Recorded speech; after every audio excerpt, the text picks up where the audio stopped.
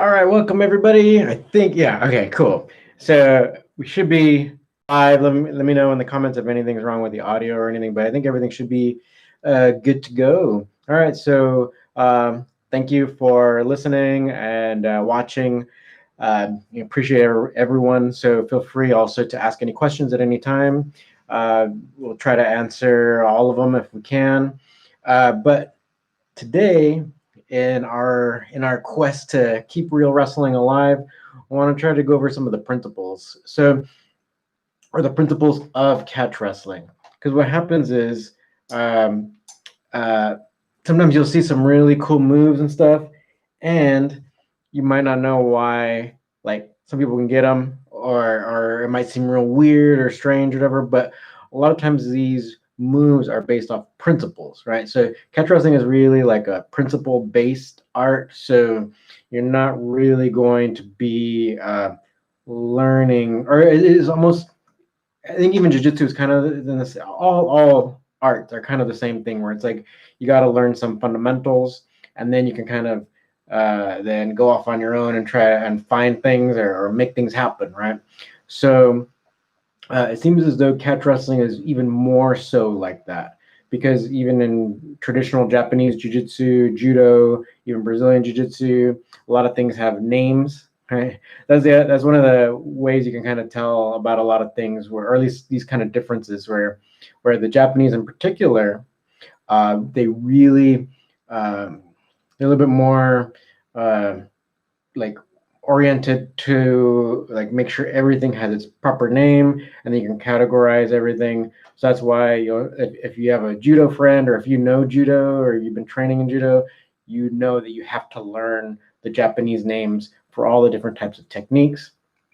You'll see John Danaher even try to use the Japanese terms for the techniques when he's instructing jujitsu. So that's kind of what's going on in like judo and jujitsu, but that's not really the case for wrestling. Even amateur wrestling nowadays, what you're going to see is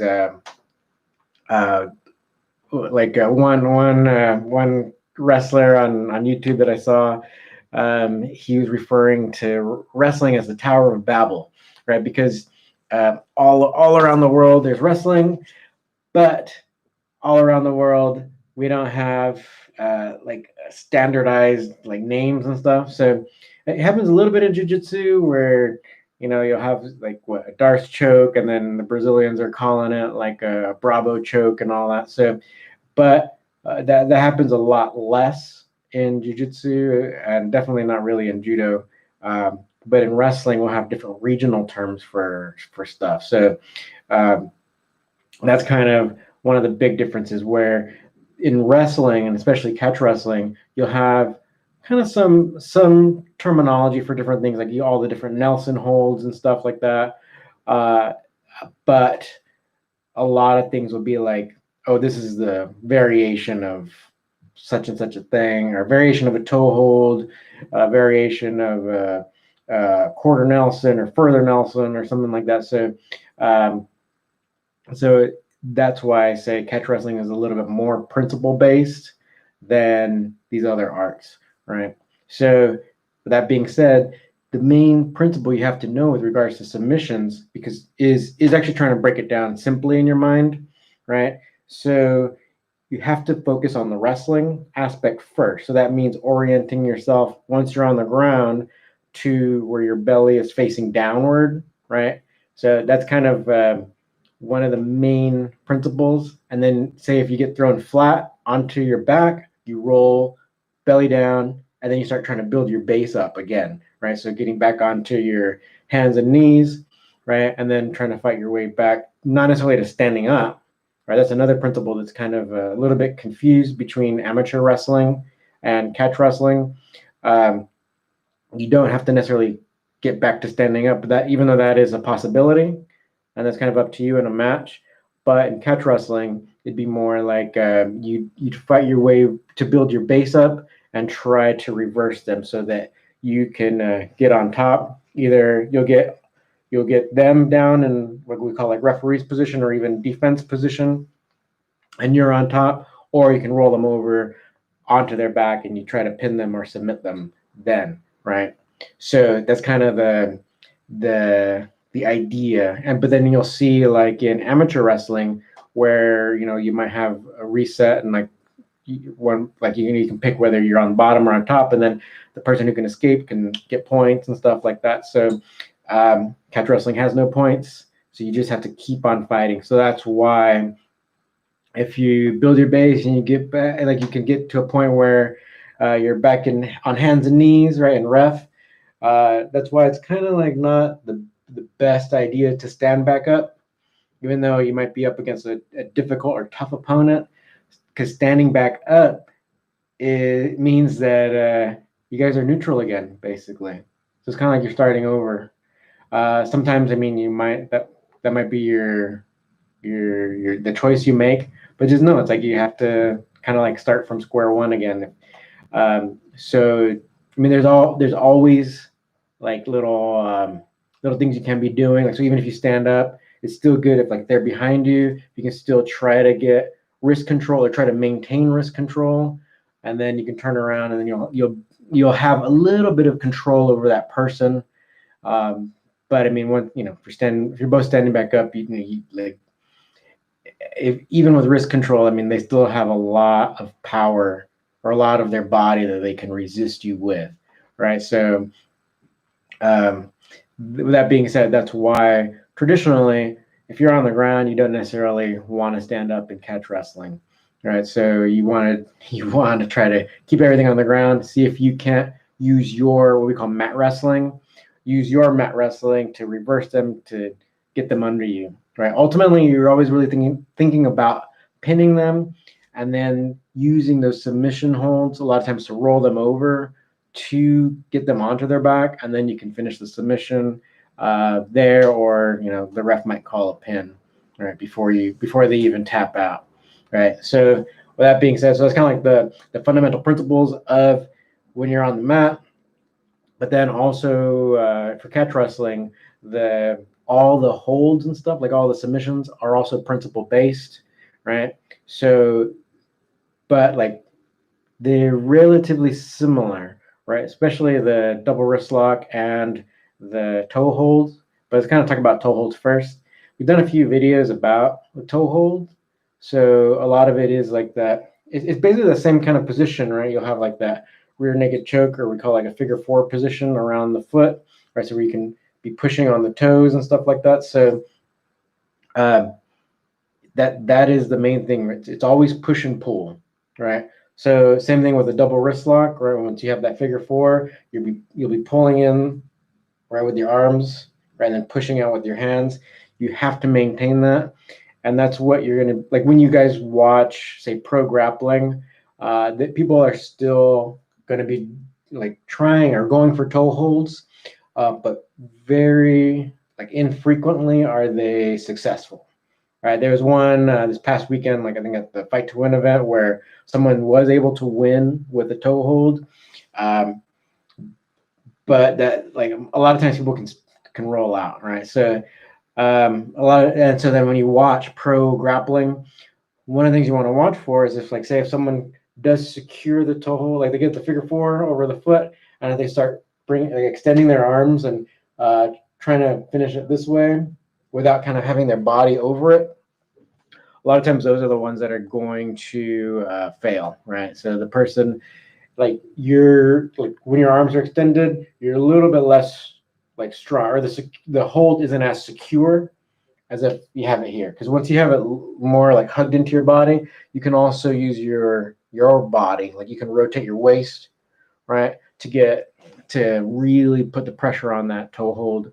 Kind of the same thing with the double wrist lock, but in a way it's a little bit different because you have your body will be across their body as well. But you can kind of look at that in some of the pro grappling stuff. You can see like even in different highlights where people they'll have their arms really extended, like hoping to get it. Sometimes, and on the I'm sure there'll be sometimes when some people have gotten it in matches, but a lot of times, I think I watch a lot of grappling, I guess. So a a lot of times people can roll out, right? Because there's just enough wiggle room where it makes it where they can get out, right? That's why you really want to hug it to your body so that you can use your entire body to finish that hold and put a lot of pressure on that, right? Um, so that's why catch wrestling again is like definitely really principle based, right? So just what you got to do is just try to ingrain those principles in your mind, and then just try to start rolling with that, right? The other principle would be like staying off your back, right? So you can use holds, different types of, like the figure four, like on the, like if someone throws you down and if you can secure a double wrist lock position, a lot of times you can use that to roll people over. I think when you're training on your own or you're with a partner, right? Getting used to grabbing these and say like if you're underneath and you try to roll them back over you, you can try to go different ways because you can. So try to play with it. So once you get that hold, like I was saying earlier with the toe hold stuff, you just pull that into your body. Or if you get the double wrist lock, you get their arm, pull that into your body, and you can start moving your body around and see what can become of it. Because sometimes they're really heavy or they're a good wrestler, but you can try to like basically like troubleshoot with these principles, and you'll see where it takes you. Sometimes, actually, quite often, it'll be pretty good. I mean, and try a lot while you're in your gym or with your training partner. Um, so you can discover these different types of things, these different types of scenarios, because a lot of them don't have names, right? Um, so that will help give you a deeper understanding of kind of what catch wrestling is, right?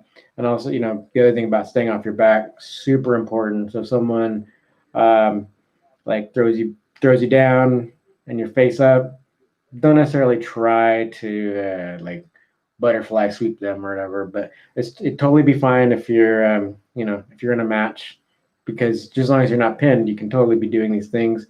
But try to work on building your base. Getting reorienting your torso, so your belly, so it's face down. Maintain that wrist control if you can. See if you can't get over them, reverse them, or get behind them somehow. Right. So feel free to ask any questions there too. Hello, Delmer. Hopefully that's the way you pronounce your name. I don't want to mispronounce it. But yeah, thank you for always watching, and let me know if you have any questions. I want to take this time right now just to make some announcements, right? So because Thanksgiving's coming up and Black Friday and stuff like that, we have one offer for you guys. Let me know if there's anything else you guys are interested in, right? But we have one course that it mixes the Chinese kickboxing, the sanda, with catch wrestling, and it's basically our sanda and catch wrestling techniques against MMA or common MMA attacks, right? So basically, we show you how to catch all the different types of kicks, right, and then take the person down, and then follow through to get the submission, or basically to get control of their body. There's several lessons in that course. It's on our website at catchwrestlingalliance.com. It's in our CWA Academy. So if you go to our website, you just click on the CWA Academy link, and it'll take you to all our offerings. But that one is going to be 50% off for the rest of this month. So that's something that bunch of people are interested in. So you can kind of get an easier understanding about how to apply catch wrestling in a MMA situation, right? You can kind of think of it also too for self-defense, but self-defense is a little bit more intricate than an MMA situation because, say like if someone has a knife or something like that. So it's always been my intention to make that type of course as well. So we'll try to work on that as well. So this one is definitely more geared towards like sport stuff where it's like you're both unarmed and so showing you the proper way to get these takedowns against kicks and stuff. So you don't have to take a kick, right, to get your takedown, right? Because that's what you don't want to be getting kicked in the head. There's so many of these uh, these MMA situations where someone just shoots in like some from far away and they get knocked out, they get a knee to the face or whatever like that. So we have like counter takedowns for knees and different types of roundhouse kicks, whether it's like mid range or to your head, or even front heel kick, like the teep or the push kick, even side kick, right, which is becoming more popular now in MMA since all the Sanda based Chinese kickboxing fighters are coming out of different countries. We have like 2 women in UFC who are Sanda based, right? So they're they come from China and they're just real. I think they're undefeated in UFC now. So we have the Zhang Wei Li and then the Yan Xiaonan. That those 2 women, I think they're in the same division. Which, if anybody wants to talk about that, I think that'd be something really interesting because they're both from 2 different parts of China. So Zhang Weili, I believe, she's a more northern Chinese person, and she trains in Beijing, which is like the northern capital. It literally means northern capital, right? Because there's also like a city called Nanjing, which is the southern capital, and in older times there was like eastern capital, western capital. So anyway, Yan Xiaonan, she is from the Xi'an, which is not Beijing, but that is where currently the national Sanda kickboxing team is based. I don't know if she trains with them or not, but they fight differently. All right, so even though they're both experienced in competing in Sanda, they still like fight differently. So maybe we can kind of talk about that if anybody wants to. All right. So Delmer has a question. What are your thoughts on the MMA cartwheel kick? You just got to be careful. We're seeing even a lot of karate people doing kind of like, I think they call it the cartwheel or tornado or something like that. So usually it's like someone who's really used to it that can do it successfully, right? And quite often that's like a Kyokushin karate technique where they can get a knockout from it. So yeah, if you're used to it, go for it. But if you're not used to it, it'd be kind of a Hail Mary type thing. And if you miss it, then like a lot of times you can fall down and so you have to get back up. So maybe the ref will allow you to get up, but maybe the other person will swarm you too quick and you might end up on the bottom. So yeah, just be careful with that, right? If you're real confident, go for it. A lot of the spinning stuff requires a lot of practice to get in a real fight. But yeah, like that's why we're seeing a lot of the Asian kickboxers. Like if you watch One Championship, they're able to do a lot of the spinning stuff. There's a lot more of the spinning stuff because it's like here in the West, or we have a lot of people who do wrestling or even jiu-jitsu since they're kids, right? So they're really good at doing all these kinds of crazy moves. But so that's kind of the situation in Asia, where you have like a lot of people who are more kickboxing based, so they can be throwing all these kinds of spinning kicks or these like kind of cartwheel or jumping type kicks and have them land, right? So that's kind of the difference as well. But I mean, if anybody watches One Championship, yeah, hopefully you guys like it because they do have a lot of really very like high quality striking in there. So if you guys like striking, that's probably the one to watch. Because again, in UFC, it seems to be a little bit more boxing based. People will kind of just stand and trade punches with each other, and then maybe throw the occasional kick, right? So I think it's kind of the main difference. So all right, yeah. So hopefully that answered your question, Delmer. Okay, so that's basically what we have in that one course. So on our website, it'll be Sanda and catch wrestling counters to MMA. So go ahead and just look that up. It'll be 50% off for the rest of the month. The other news though too is that IBJJF, right? They're canceling their world tournament. Usually their world tournament would have happened already. It's kind of like a springtime thing. And then in December is like their Nogi world tournament.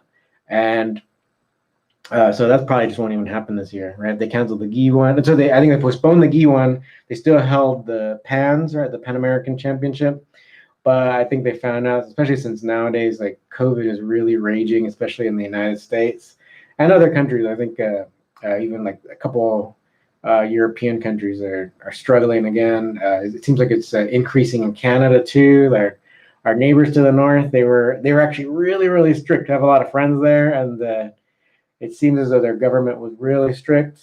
And I think because they were doing so well, then they kind of lightened up everything, and then now it's surging. So we had a bunch of surges, and even last night in California, we got like everyone. There's like this. I don't know if you guys have it wherever you're from. We have this alert system called Amber Alert, and so everyone on their phone gets like a text message from the government whenever a child is kidnapped or whatever. But I think there was some kind of national alert that we got where it's just talking about how COVID is raging again now. So for us to be careful and wear masks and stuff. So I'm not surprised that so IBJJF canceled their world tournament and then or postponed it or whatever, or at least canceled it for this year. And then ADCC is postponing their thing for supposed to be next year, but they have to postpone it because they usually do qualifying tournaments and they can't, right, because of COVID, right? So all right, so let's go ahead and see some more questions. Jeff, can you show how to do the banana split in a video? Sure, totally. Usually, again, it'll be someone like you can do it like say if you're in a jiu-jitsu situation, what they call like turtle, or if someone's like in ref, then you can start working that. Let me see if there was. I don't know. Oh no. I didn't record it, but I did it the other day. Practice, right? So yeah, we'll make a video for you. So I'll make. Actually, let me go ahead and let me make a note right now to do a banana split video for you guys. All right. Okay. So yeah, we'll definitely do that for you. Does anybody have any other questions or requests? Because definitely want to hear that. Okay, what's the other? So Eli, man, I'd be in California right now training at your gym if this wasn't going on right now. Where do you live, Eli? Are you still listening? Good, let me know. Yeah, man, it's difficult. Like I'm used to traveling, so I'm just really sad about that. Like, because right now I do have some students in different countries, and usually I'm able, like, I go to Singapore often, China, and I have a few students in New Zealand, and New Zealand they're doing such a good job with COVID. A lot of people are talking about like how strict they were or whatever, but one of my students, his student competed in a jiu-jitsu tournament. I think it was I'm pretty sure it was no-gi, and won his division. And so then they're showing me the video of it, and it's just like, there's not really any precautions or anything like that because they had like so few cases. So it just seemed like a regular tournament, where a bunch of crowd of people around, and just like a regular tournament, just like how you see. And but United States were shutting everything down, and it's really unfortunate that we're unable to get control of it, right? So Eli, you're in Colorado, Colorado Springs. It's been almost a year since you've trained. Oh, sorry to hear about that. I'm meeting more people, or online. I'm building some more relationships with people in Colorado. I'll try to find out where exactly they are, and then we'll see if we can't get out there, because it's really beautiful out there. Like the country there is really amazing. I've driven on road trips and stuff, and been to the airport, the Denver airport and stuff. And anyway, yeah, I'd totally like to go out there. So we'll see what we can do once we can move around more freely. because ultimately I support these things, right? Because I see how like in China where Sherming, the MMA fighter that I work with out there, her province hasn't had a new case. The only people who were diagnosed with COVID were people who came back from abroad, right? So then people who come back from abroad, then they have to quarantine for a couple of weeks, and then get retested, and then if they're negative, then they can, carry on business as usual. So, and again, like I said, like New Zealand is doing great. Singapore is pretty strict, so I believe they're doing all right, but they're still wearing masks and stuff like that. So, okay, so yeah, oh, guy Will, yeah, no catch anywhere, right? So sorry about that. Said we had a catch school, but it shut down. Yeah, yeah, and that's the other thing. Yeah, catch wrestling, like authentic catch wrestling, is pretty rare. So like, so I would encourage you. So like what Eli was saying, that if everything was back to normal, uh, like you would be coming out here to California to train. Doesn't say like I've always been that way, or that type of person where it's like, yeah, if there is like a special instructor, I would just go, right? So that's why like Billy Robinson was in Arkansas, so I went to Arkansas, right? The Snake Pit is in Wigan, and you had to build a relationship with Wigan and stuff, and they invited me to go, so then I went, right? So and I'm not rich in any but like these are the sacrifices I'll make, right? Because like if I'm interested in something, like I kind of like I'll just dive in, right? So I wish people were like that, where it's like, oh, if they're interested, then they'll dive in, they'll travel, they'll do what they can, right? Like there's a lot of situations of like successful athletes that do things like that. In the last, I used to teach at a jiu-jitsu school. It was one of the Cobrinha affiliates, and one of the black belts at that school, black belt jiu-jitsu, a black belt in jiu-jitsu who was one of the jiu-jitsu instructors.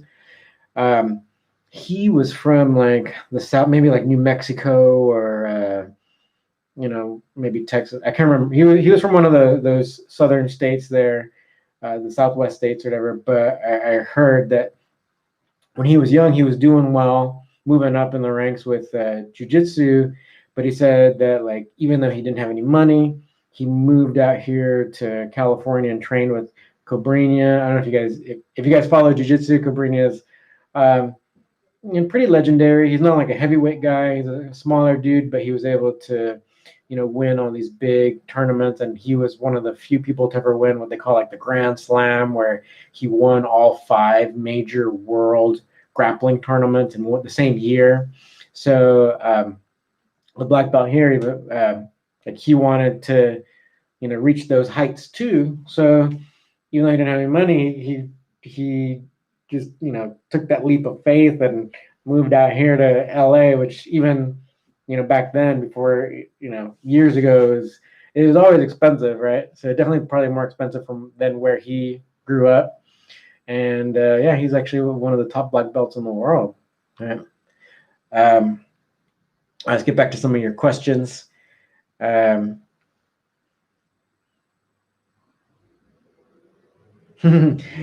is like, damn, I wish I knew the secrets to train without money, right? Well, yeah, that's the thing too, right? A lot of times jiu-jitsu gyms are like crazy expensive.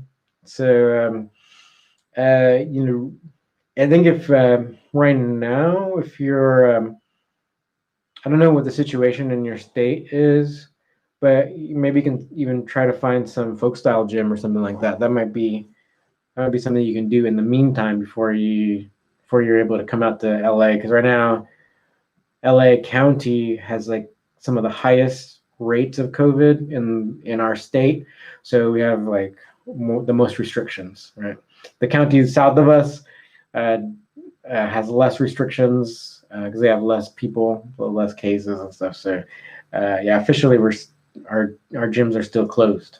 Right, so try your best to stay safe and all that, and wear masks and stuff. Um, Ben, is that OKC? Is that Oklahoma City? So, well, hello, Ben. I think that's Oklahoma, right? So, my good friend John Smith is a coach out there. I wouldn't say we're good friends, but I have his phone number. He has my phone number and his cell phone, and I have his. He's just a really nice guy that I had the pleasure of meeting, and he's a big fan of catch wrestling. So maybe we'll do some videos besides the banana split. Maybe we'll do some low single videos as well, because he's amazing, an amazing athlete and super nice guy. And maybe we'll get a little bit more affiliated with them. My good friend John Strickland on the East Coast, the official legit catch wrestling coach out there. He and I really want to try to maintain the relationship with John Smith. So maybe we'll be out there in Oklahoma, or at least like doing some workshops and stuff. So yeah, we really like them.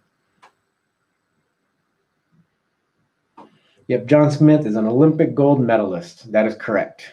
Yep, he's the coach. He's the coach now, but yeah, he made that low single. Yeah, he made that low single technique. He made it. He did it. He did it so successfully that now a lot of people call that the John Smith, right? So, or the John Smith takedown. Oh yeah. I've even heard like at a jiu-jitsu school, which I think is kind of cool, where they still like give us reverence. How where it's like they talk. This grip is called Gable grip. From Dan Gable, or one jiu-jitsu school was they're calling. It was a modified low single, but they're calling it the John Smith low single. So that's pretty cool. So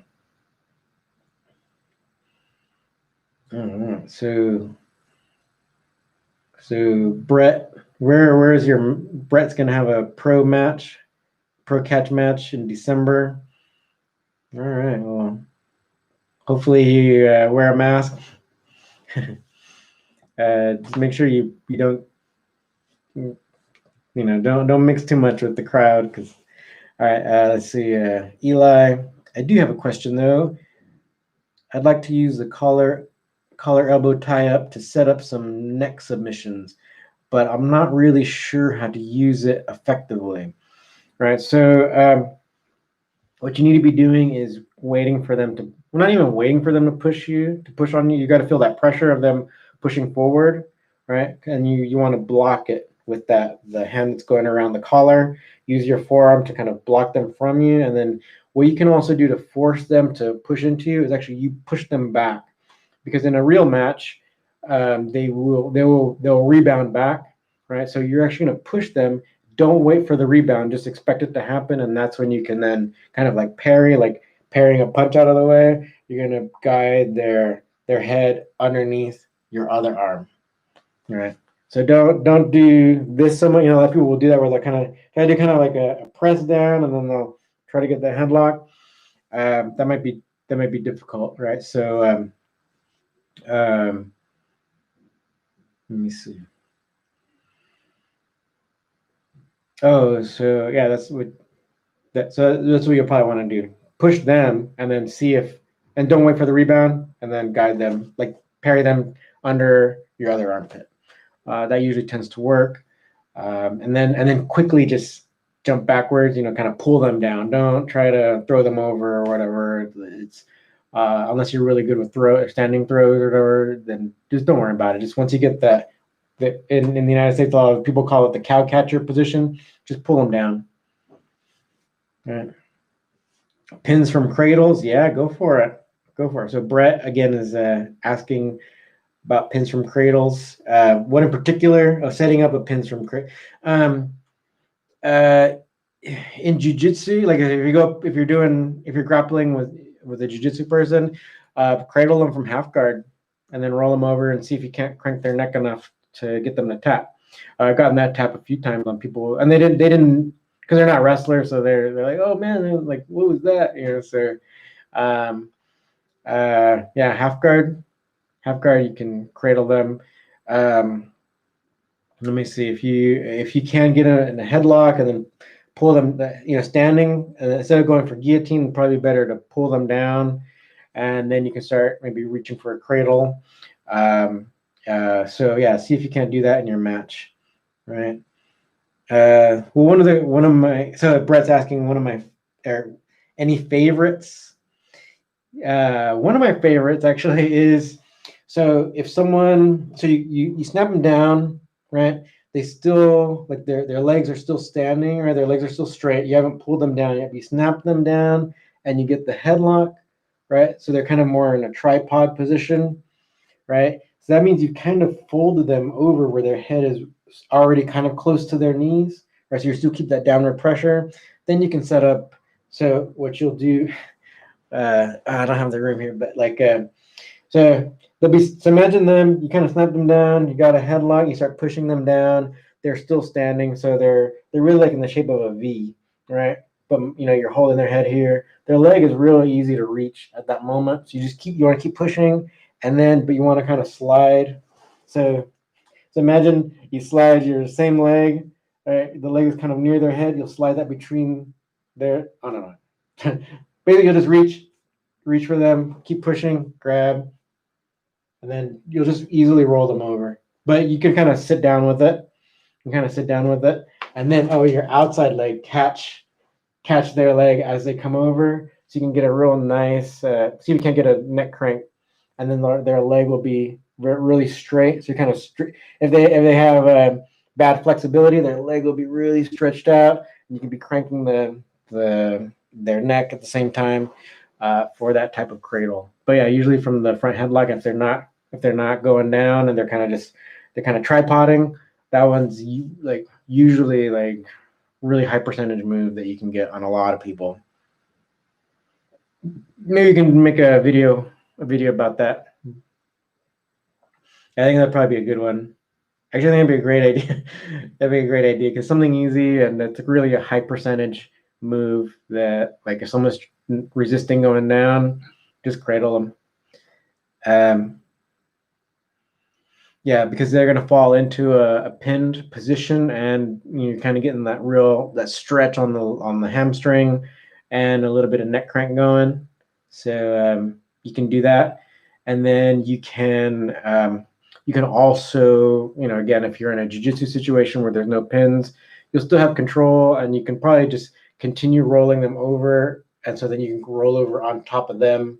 If you let go of the cradle, right, you can just go into side control, what they call side control, right?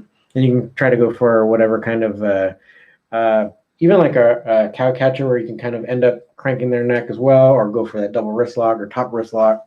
Yeah, you have a lot of options from cradles, which make them really amazing. So yeah, go for them. All right. So Brett, did that kind of clear it up? Do you think you can see it a little bit better? I think maybe I'll still make a video about it because it's one of my favorite techniques. Oh, so you're from Tracy City, Tennessee? Is that it? And then this is, it says, it's crazy to get input. I watch your videos all the time. Well, thank you for watching.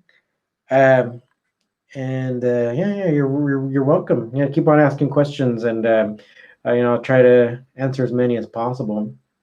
Oh, you're from Ohio, Athens, Ohio. Okay, I'm meeting more and more people from Ohio.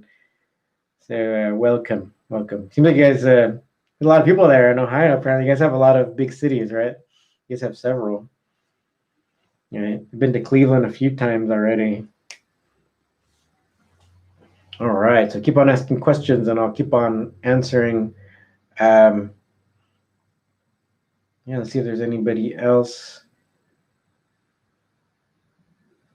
Thoughts on catch guys abandoning the pins? Yeah, they're just doing jiu-jitsu then, really. You'll start to lose a lot of the wrestling, and I believe, actually, I just told one of my private students last night. Wrestling is really what's going to win you these big time matches, right? So if you're able to understand these principles, especially catch wrestling principles, and I would say catch wrestling principles over amateur wrestling principles, even though they're very similar. But since catch wrestling is a little bit more aware of the submission holds, I'm going to say, as long as you're aware of the catch wrestling principles, then that's what's going to be. That's what, at least in my opinion, is going to allow you to get these control moves or these control positions, like we are talking about cradles earlier. You're going to be able to understand how to follow through with them, and then maybe end up in some type of submission, whether it's a neck crank or flipping them over to pin them. Since like if there's no pins allowed, right, you'll be able to flip them over onto their back, like you just follow through with it, and then set up all other kinds of submission holds, including even like head scissors and stuff like that. And that's all like catch wrestling principles, right? So if you'll see people abandoning the pin or whatever, then you'll see how changing the rules can kind of change what they do over time, right? So that's why even in folk style, even though it's really, really similar, like they would even allow like those different types of key locks and double wrist lock positioning, right? A long time ago in collegiate wrestling. Since more and more rules got added, then you'll see it's like the goal or the objective of that game changes. So so the wrestler's mindset changes accordingly, right? So that's kind of what happens. So yeah, don't abandon the pin. I would say in training, still be cognizant of the pin. So when you're sparring, if your coach or your buddy or whatever, if they can be making you aware of the pin, but so like if you're going to be doing a jiu-jitsu tournament, I would still say like have somebody be marking the pins. So like if you pin someone back, if you pin someone on the mat, still have someone count it. And then if you're doing a jiu-jitsu tournament, you still mark it that you got it, but then you can continue to follow through to see if you can't get a submission hold.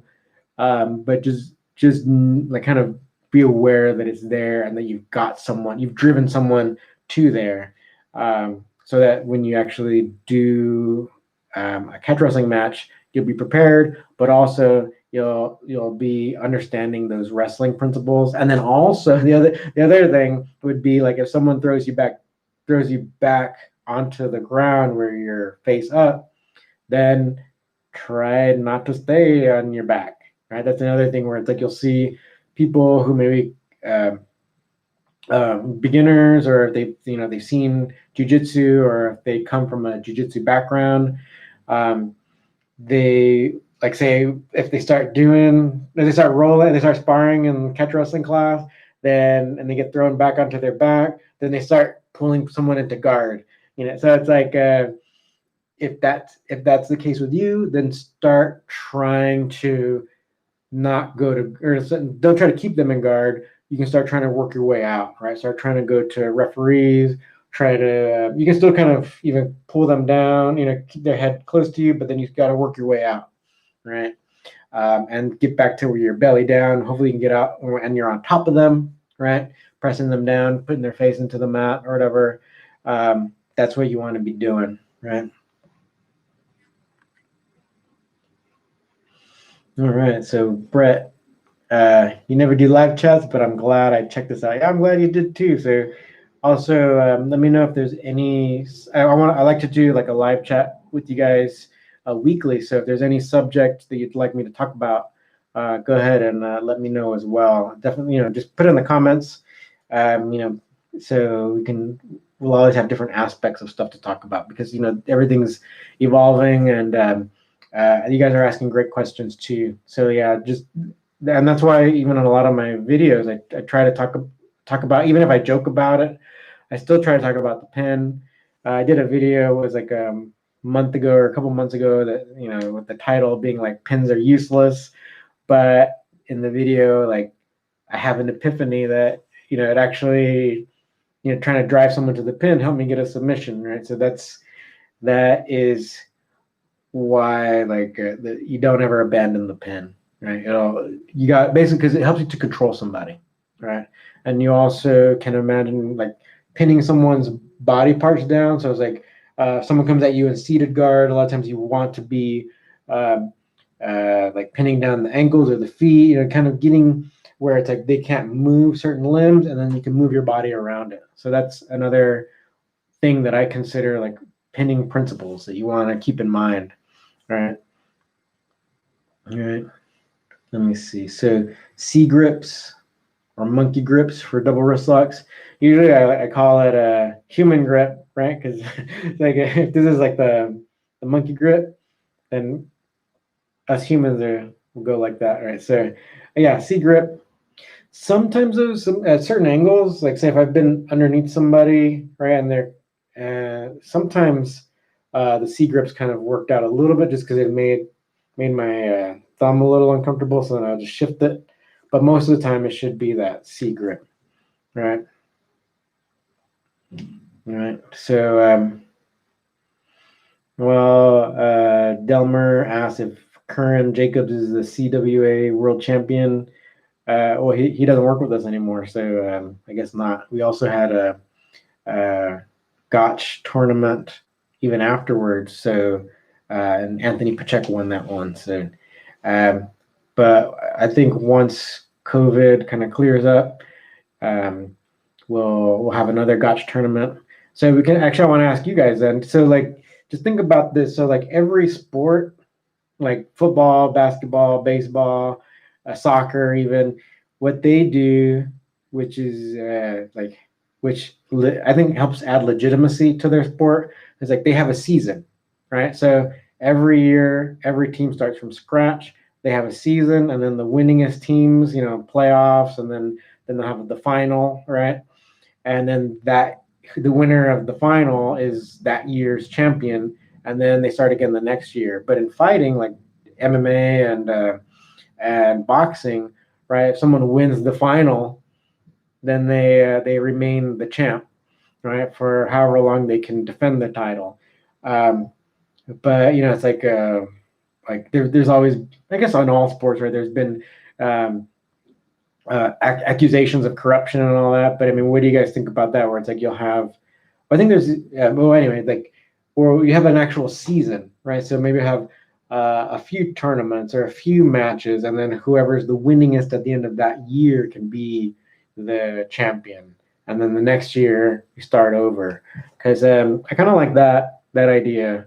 So where we don't necessarily have like a lingering champion, especially like if one doesn't want to fight, or if quite often for some of our tournaments, like you have a lot of people talking where they want to compete, and then when you set up a tournament, like especially in the middle of the country, we had one in Iowa where it should be easy for people to go, right? Then people don't show up, right? So we might have a champ where some people don't want to show up to have a match against them. So that's the thing.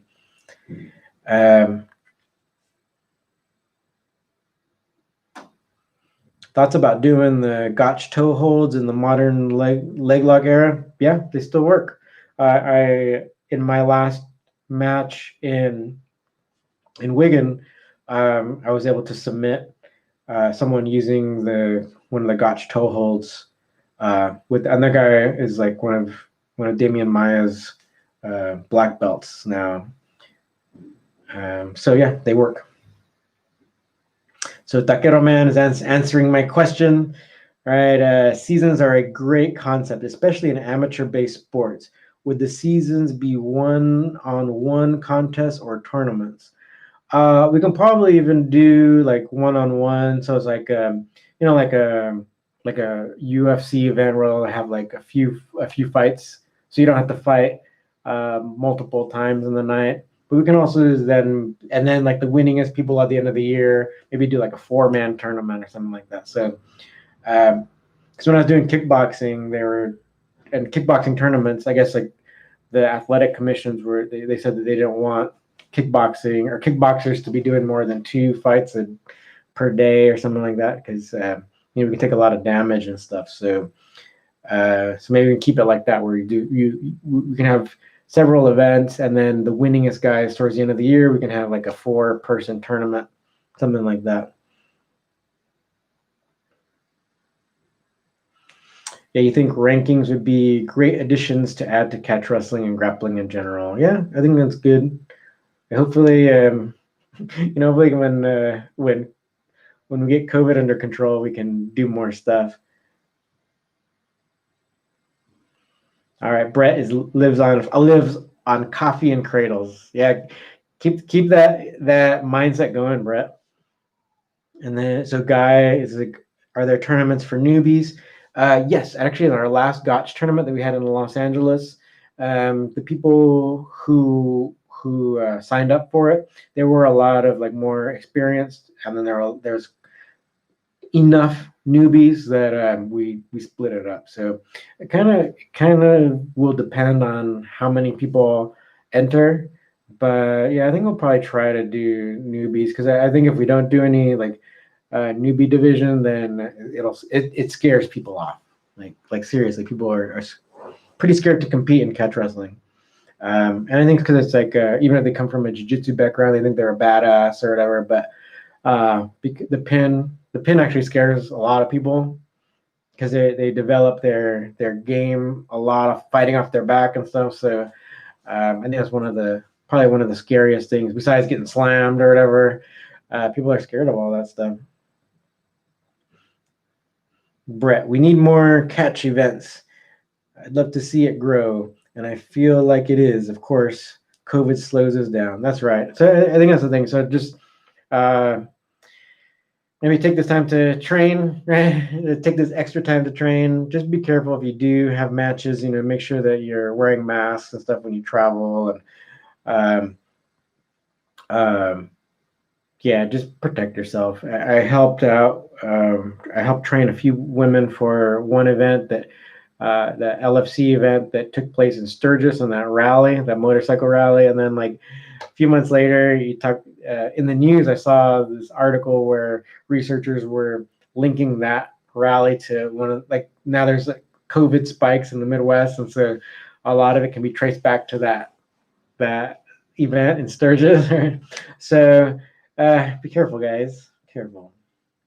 When we had if you're not from this country or whatever, like we just had that presidential election, and so then a lot of people were excited about the outcome. So then they all went outside and they were having large gatherings, and then but that was last week, and this week they're talking about how those large gatherings also led to some spikes, right?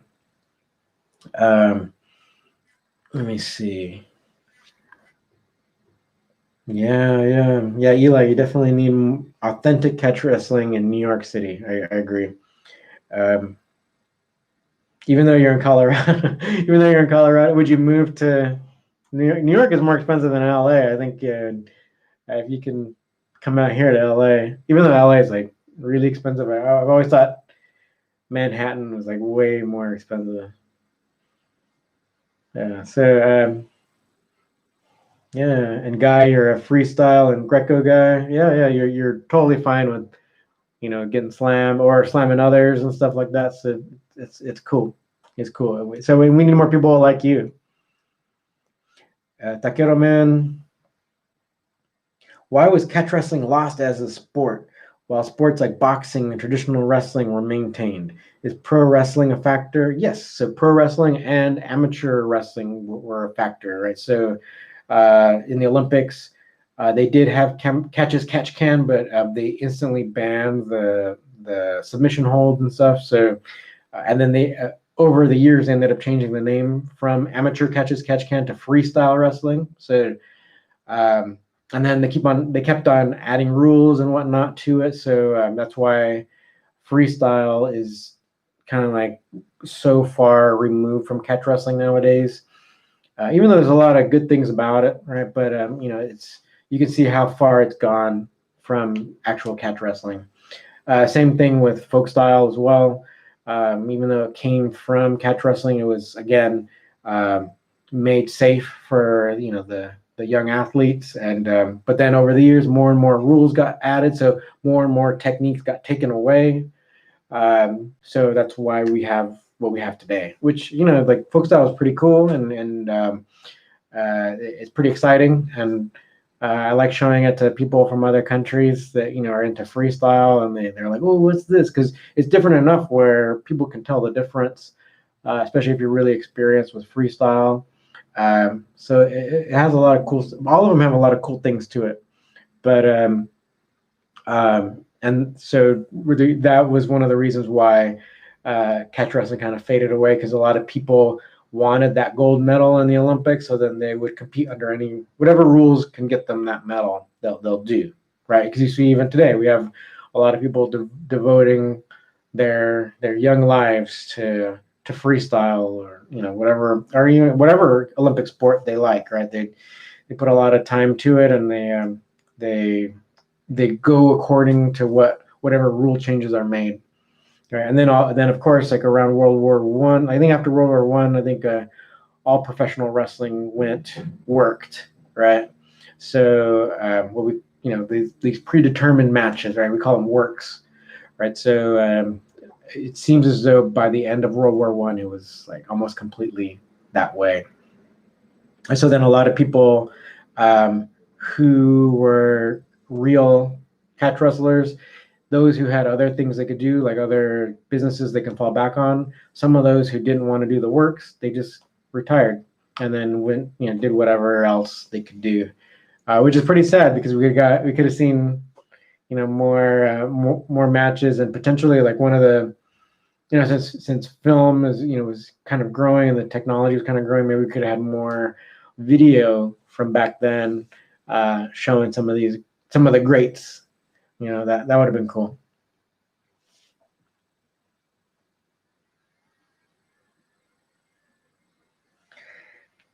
Let me see. You literally train once a week, and now it's frustrating to. Yeah, yeah, but at least if you're doing at least once a week, Eli, just keep at it. Keep at it. See if you can't do any solo training. Like if there's even like some kind of dummy you can use or something to practice your throws or different techniques. Try your best to do all those. Yeah.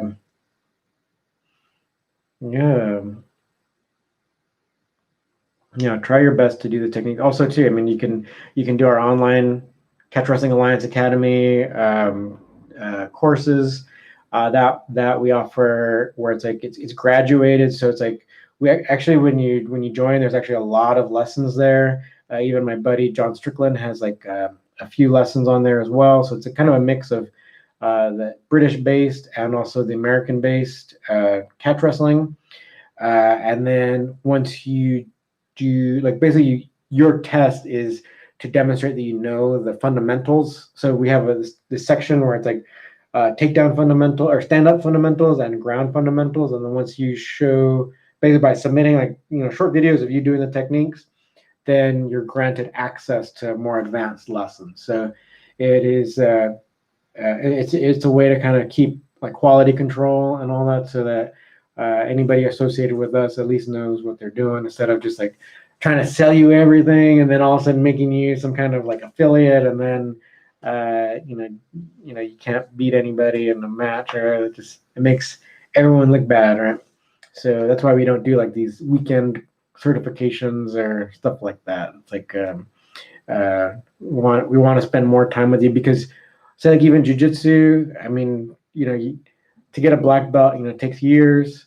So I think people have to respect catch wrestling in that way as well, where you can't just like do it in one weekend and then you're like a catch wrestler. Even in history, it's like you didn't become a catch wrestler in Riley's gym like overnight or whatever. They barely start. You had to be there for a few months before they even kind of accepted you, because it was tough training, and a lot of people would just quit real quick, right?